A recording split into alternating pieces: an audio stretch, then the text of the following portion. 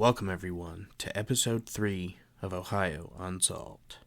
I am pleased to announce that our Facebook group is now over 300 people strong and it's still growing. I can only hope that this podcast will keep growing too. I, for one, know that there are many options out there for you to listen to, and if you're choosing to listen to me, I'm eternally grateful for that. I've enjoyed these last few weeks working on this podcast. Each episode takes me days to complete, from research and typing of my script to recording and editing the episode. Now, I have some ideas for merchandise that I'm currently working on, so if anyone would be interested in an Ohio Unsolved t-shirt, please let me know in the group. Now, today's episode is going to be a little different from the last two. I only have one story for you, but I also found some really creepy and disturbing 911 calls. I haven't had much time to work on the episode this week due to my day job, and I'm also hard at work on next week's episode. Next week will be Ohio Unsolved's special Halloween episode. Halloween and all things spooky is my absolute favorite, so I want to make sure the Halloween episode is extra spooky and special for everyone.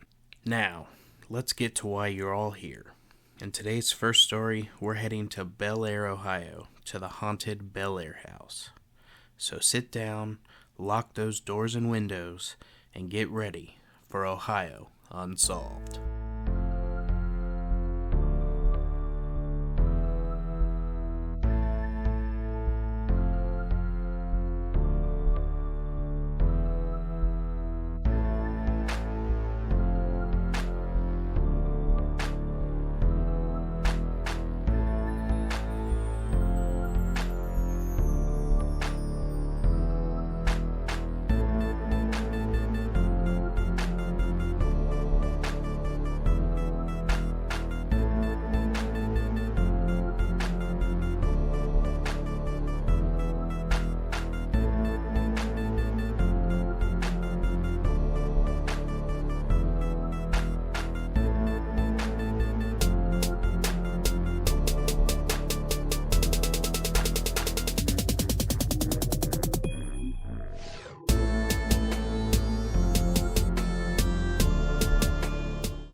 Bel Air is a village in Belmont County, Ohio. It sits right on the Ohio River and borders West Virginia. The house was built in the 1800s by Jacob Hetherington, who owned all the coal mines in the area. He also worked in the coal mines with his employees and his best friend Jack, a mule. The old nursery rhyme, "The house that Jack built," was about the mule and him helping him build his mansion and coal mine business.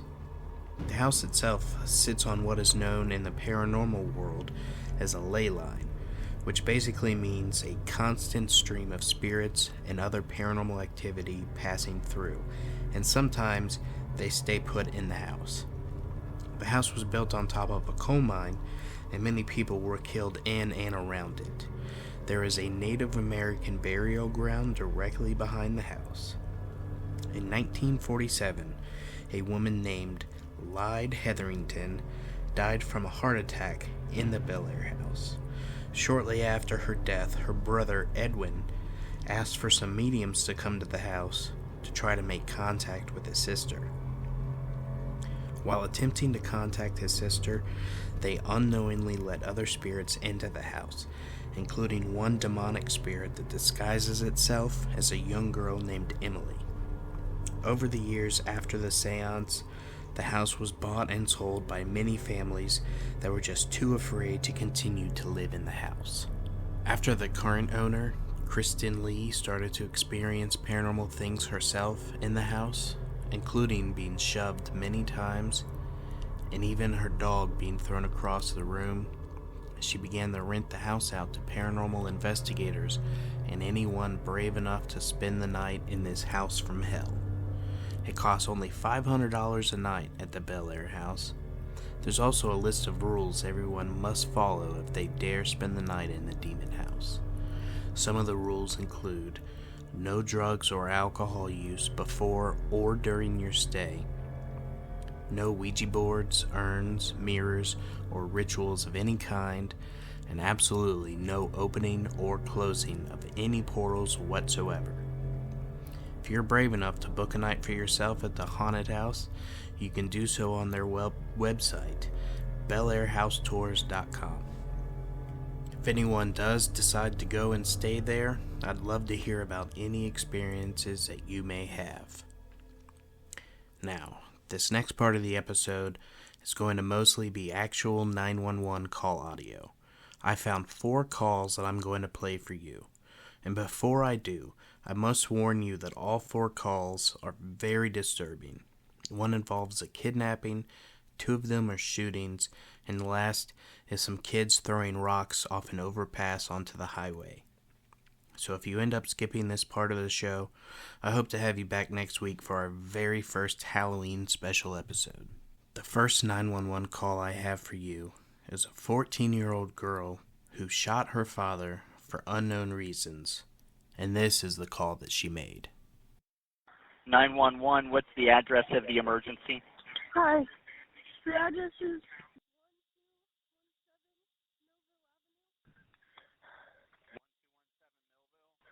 1217 Millville. Yes, Hamilton, Ohio. Okay, what's going on there? Can somebody come? Okay, I need to know what's going on. I'm sorry. What's going on at 1217 Millville? Can somebody come and put me in handcuffs? Why? I just shot my dad. What? I just shot my dad. Please. You just did what to your dad? I just shot him. You just shot your dad? Yes, please. Okay. Where's your dad? He's in the bedroom. Please.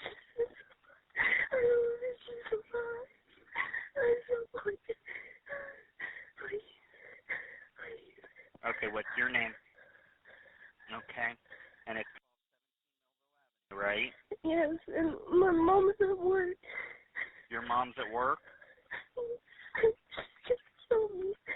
Okay. And your dad is in the bedroom? Yes, I will. Sorry. I'm so sorry. Where did you shoot your dad? In the head? Where's the gun? It's in the bedroom. It's in the bedroom? Not You don't the have same it? bedroom. No, I don't have it. It's in the same bedroom? What? It's in a different bedroom. Which bedroom is it in? It's in the bedroom across from his, where we keep the guns. Please hurry up. Okay, I've got people on the way, okay? I'm so You do not have the gun, right? No, I don't. Okay, where are you? I'm outside by the truck. Outside by the truck? What happened? I don't know. You don't know what happened? You just shot him? I've been... What? I don't know. I don't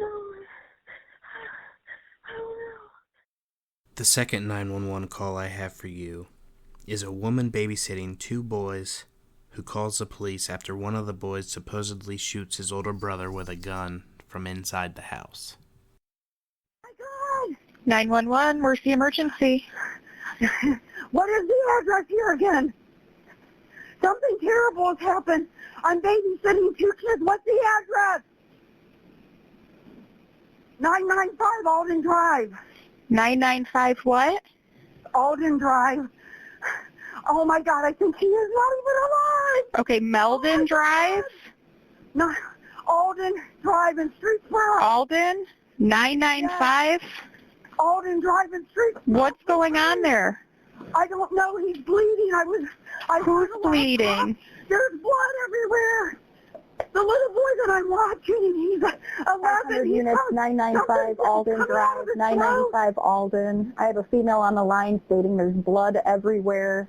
She doesn't think the child is alive. Blood coming out of his throat. Please hurry. Are there any weapons around?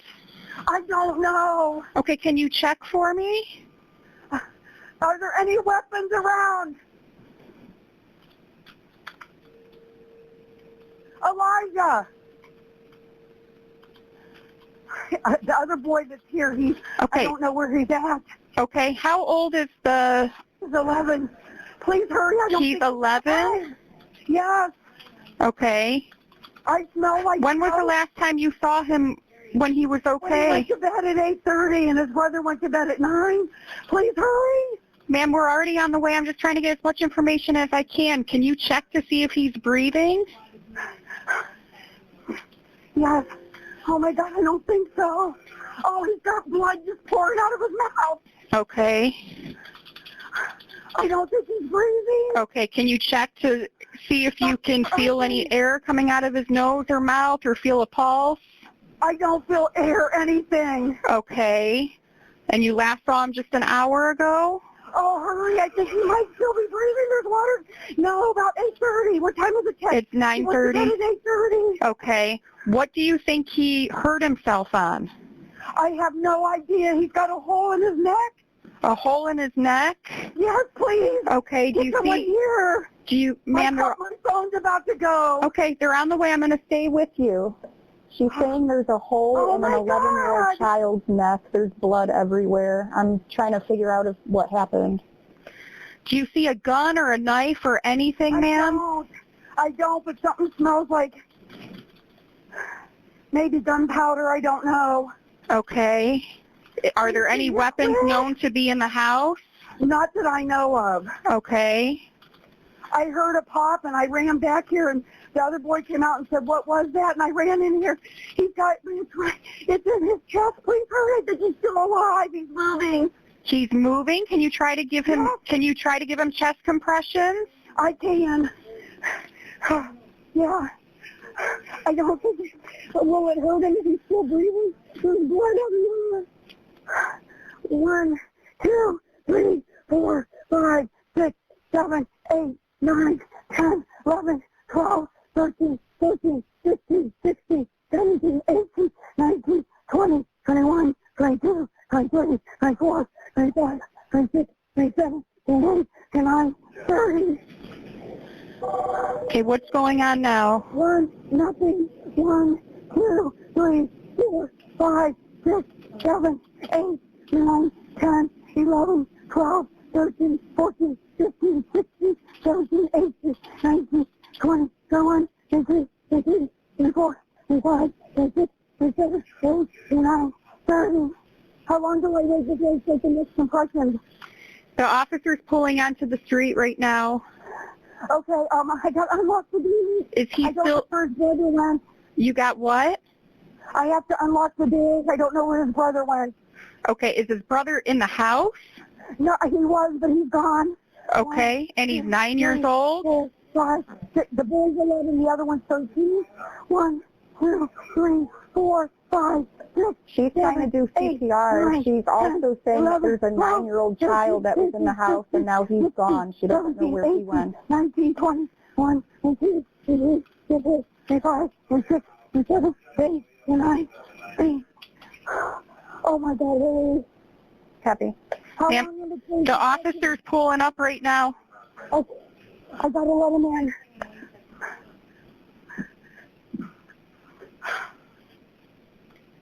Are the doors unlocked so they can get in? Come in here this way, please. He's 11 years old. I don't know where his brother went. I heard a pop, and there's blood in his chest. I was just giving him compressions. Can I get off the phone with you? Yeah, now? talk to the officers. I was just... Our third call is from a woman who's been kidnapped by a man and held hostage in an abandoned house. But this one thankfully does have a happy ending. 911, what is the address to your emergency? By the Fourth Street Laundromat. What is it? Fourth Street Laundromat. What's the problem? I've been abducted. But you're at the laundromat? No, I'm in the bedroom with them. You don't know what color the house is? No. Please hurry. Does he have a weapon? He's got a taser. Are you injured? A little. Is there any way you can get out of the building? I don't know without waking him, and I'm scared. Is there a bathroom in the house? Well, his bedroom is closed, and he made it so it would make noise. And if you told him you had to go to the bathroom, he would do something to you? Yeah, because he had me tied up. So are you tied up now? Well, yeah, but I kind of freed myself. Oh, I woke him up. Hey, just set the phone down. Are you still there? How much longer? What? How much longer? Can you get out of the house? Locked. It's locked. Are you at the door? Yeah, I am. She's at the door. Is there a window there? Yeah, I'm looking out and they tell me to come back.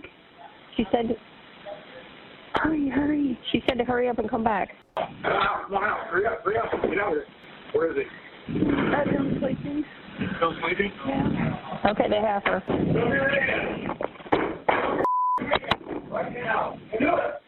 The final 911 call that I have for you is the most disturbing and graphic.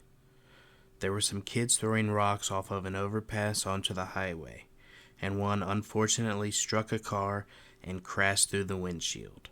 Listener discretion is advised on this one. Oh my gosh, something came right through the windshield. Hi, I'm on the highway, Route 80. Something just came through my windshield and it hit my wife, and I think it went right through her head. Oh my God. Can you please can you get an ambulance somewhere? Can you track this phone? Where on Interstate 80 are you? Oh my God. What? Are you going east or westbound? We're going west. You're going westbound? I'm sorry, what are you driving, sir? Pardon? What are you driving? What'd you say, sir? What kind of vehicle are you driving? Oh, we are in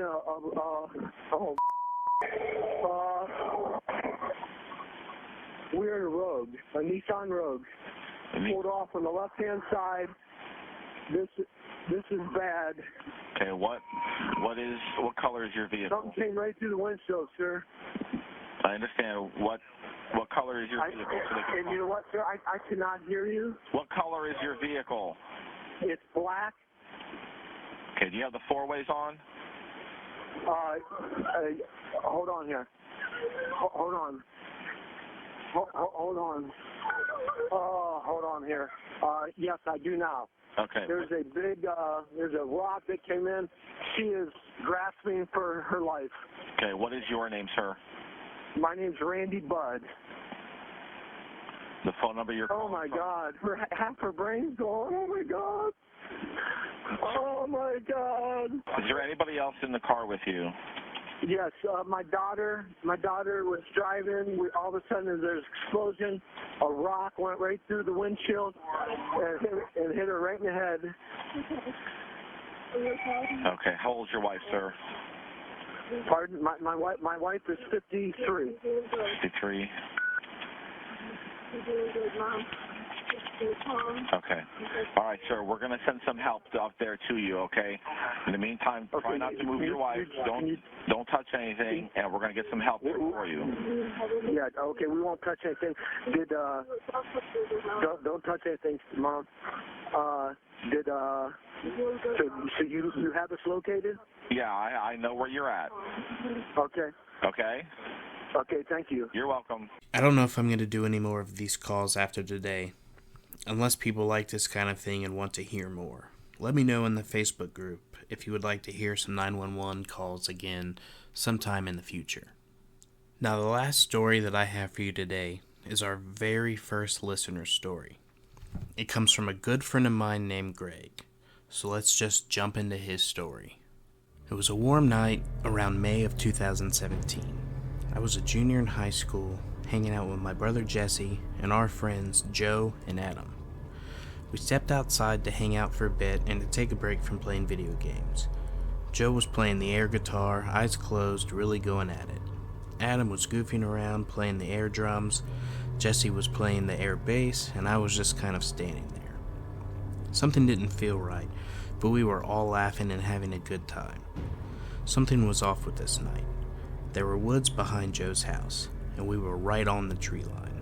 I was facing Joe. Jesse and Adam were facing each other, so I was the only one who could see what was happening behind Joe.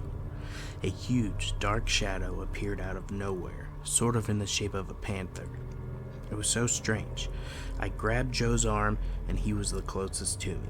He saw my face and followed my eyes. I had to be pale as a ghost. We watched the shadow move closer and closer, getting within about 15 to 20 feet of Joe.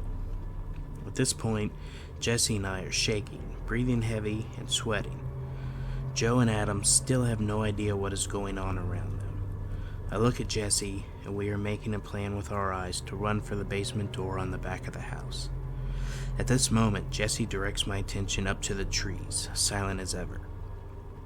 I look up, and there's a white, ghost-like figure hovering in the trees above the shadowy figure. With no hesitation, Jesse pushes me towards the house, and we take off running. It was about a 60-foot run. We glance back, and Adam is right behind us. We get to the steps leading down to the basement and peer over the top step. Joe's eyes are still closed. We yell, "Joe!" He turns around, sees the figure leap towards him, and makes a run for it. He makes it to us, and the figure disappears into the woods. We look up, and the white figure in the trees is gone as well.